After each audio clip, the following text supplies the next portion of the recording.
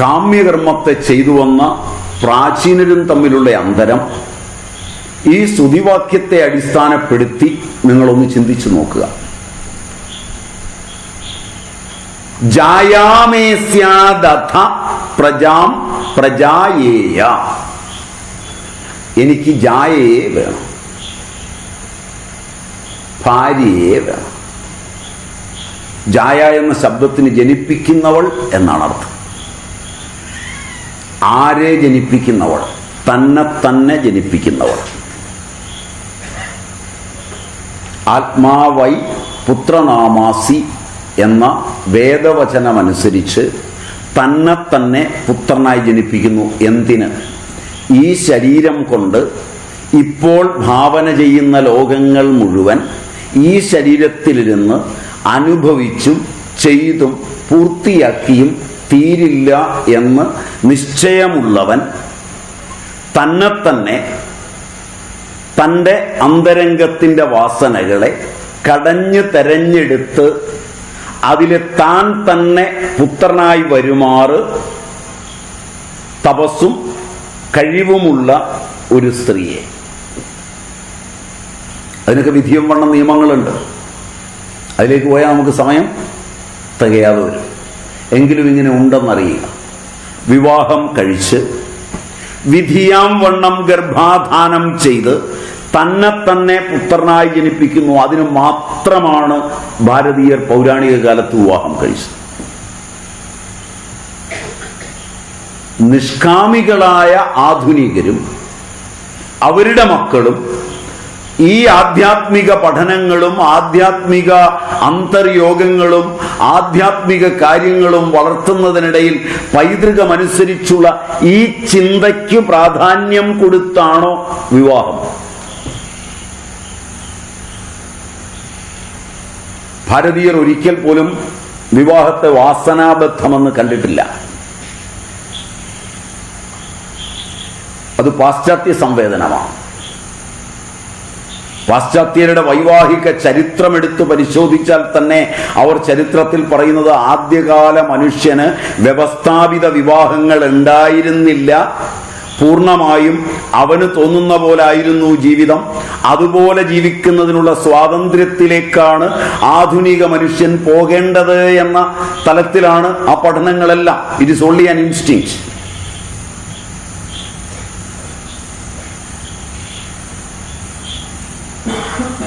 ഭാരതീയർ ഇതിന്റെ ആരംഭകാലം മുതൽ, വൈദിക പൂർവകാലം മുതൽ, ഇന്നോ ഇന്നലെയോ അല്ല, മനുഷ്യൻ പുരോഗമിച്ചതിന് ശേഷമല്ല, സംസ്കൃതിയുടെ ആരംഭം മുതൽ കണ്ടത് പുത്രനു വേണ്ടിയാണ് വിവാഹം. അതിനുള്ള നിയമങ്ങളും വ്യവസ്ഥകളും ഒക്കെ നിങ്ങൾക്ക് അവിടെ പരിധിയാ കിട്ടും. ഉപനിഷത്ത് മുതലിങ്ങോട്ട്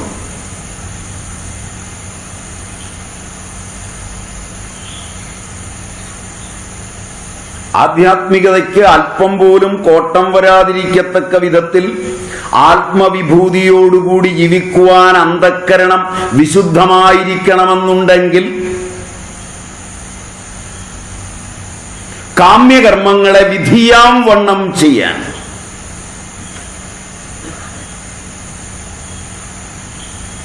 ഗുരുകുലം വിട്ടുപോകുമ്പോൾ ആദ്യ നിയമങ്ങളിൽ ഒന്നാണിത്.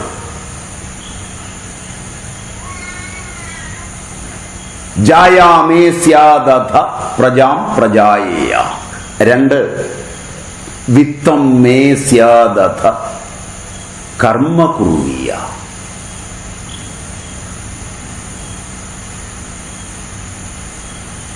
ഇന്ന് പഠിച്ചിട്ടിറങ്ങിയാൽ ധനം വേണം. ധനസമ്പാദനത്തിനാണ് വിദ്യ. എന്തിനാണ് ഈ ധനമെല്ലാം?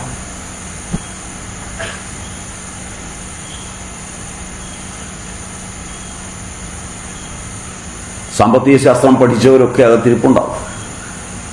എന്തിനാണ് ഈ ധനമെല്ലാം? അതൃപ്തമായി ധനത്തിനായി ഓടുന്ന എല്ലാ രംഗങ്ങളും, എല്ലാ ആശ്രമങ്ങളും, ആശ്രമം എന്ന് പറയുന്നത് ഞാൻ ഉദ്ദേശിക്കുന്നത് സന്യാസാശ്രമത്തെ തന്നെയല്ല, ബ്രഹ്മചര്യം, ഗാർഹസ്ഥ്യം, വാനപ്രസ്ഥം, സന്യാസം, ഈ എല്ലാ ആശ്രമങ്ങളും അതിനുള്ളിലുള്ളവരും ധനത്തിന് വളരെ പ്രാധാന്യം കൊടുക്കുന്ന ഒരു കാലമായി. പുതിയ പുതിയ പദ്ധതികളും പുതിയ പുതിയ ആവിഷ്കാരങ്ങളുമെല്ലാം ധനത്തെ ആസ്പദമാക്കിയാണ്. ആ ധനം കൊണ്ട് എന്തു ചെയ്യുന്നു, എന്തു ചെയ്യാൻ പോകുന്നു? പ്രാചീനൻ അതിന് പറഞ്ഞത് വിത്തം മേ സ്യാദഥ കർമ്മ കുറുവീയ. കർമ്മത്തിന് മാത്രമാണ് ധനം വേണ്ടത്.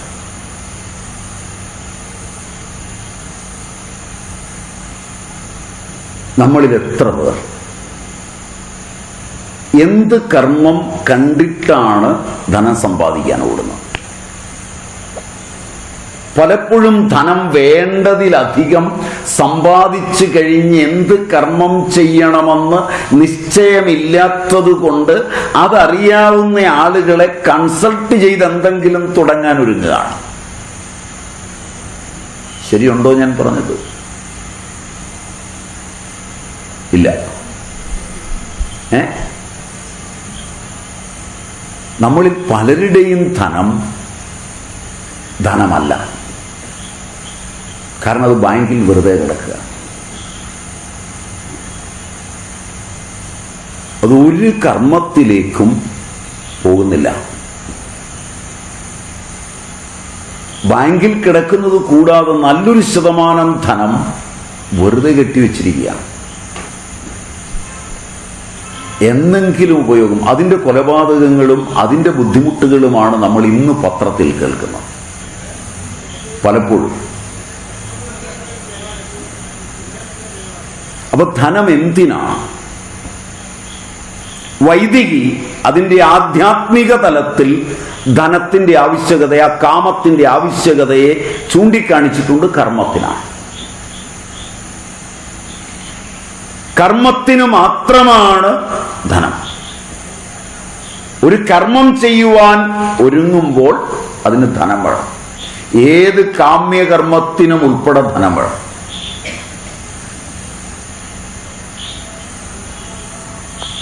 നീതിയുക്തവും മര്യാദാമസൃണവുമായി യാചന മുതൽ അധ്വാനം വരെ നീണ്ടുകിടക്കുന്ന വഴികളിലൂടെ ധനം സമ്പാദിക്കുകയും സ്തുത്യർഹമായി കർമ്മത്തെ ചെയ്യുകയും ചെയ്യാം. അപ്പോഴെല്ലാം അന്ധക്കരണത്തിൽ നിന്ന് ആ കർമ്മവാസനയും ഒപ്പം കർമ്മഫലവും മെല്ലെ മെല്ലെ മാറിപ്പോകുന്നത് കാണാം. ഇങ്ങനെ ഒരുവൻ താൻ തന്നെ ജീവിക്കുന്ന ചുറ്റുപാടിൽ, തന്റെ അന്തരീക്ഷത്തിൽ, തന്റെ അന്തരംഗത്തിൽ പടിപടിയായി മാറ്റിക്കൊണ്ടുവരുന്നതാണ് അനുഭൂതിജന്യമായ ഒരു ആധ്യാത്മികത. അത് വേറൊരുവൻ അറിയുക തന്നെ ഇല്ല.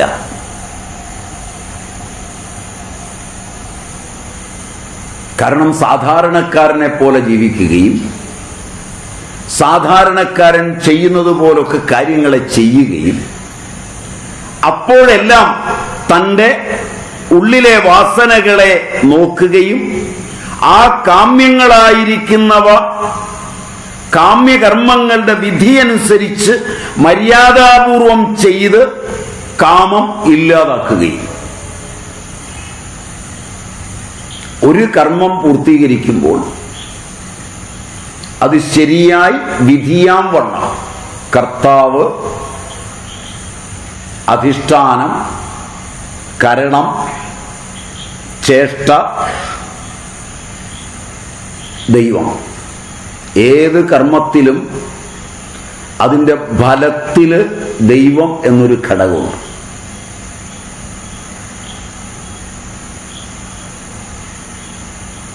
അതാണ് തീരുമാനമൊക്കെ എടുക്കുന്നത്. അങ്ങനെയേ സംഭവിക്കുകയുള്ളൂ. അങ്ങനെ കർമ്മത്തെ നിയതമായി കൃത്യമായി ചെയ്ത് കഴിയുമ്പോൾ ശരീരത്തിനും മനസ്സിനും ലാഘവമുണ്ടാവും.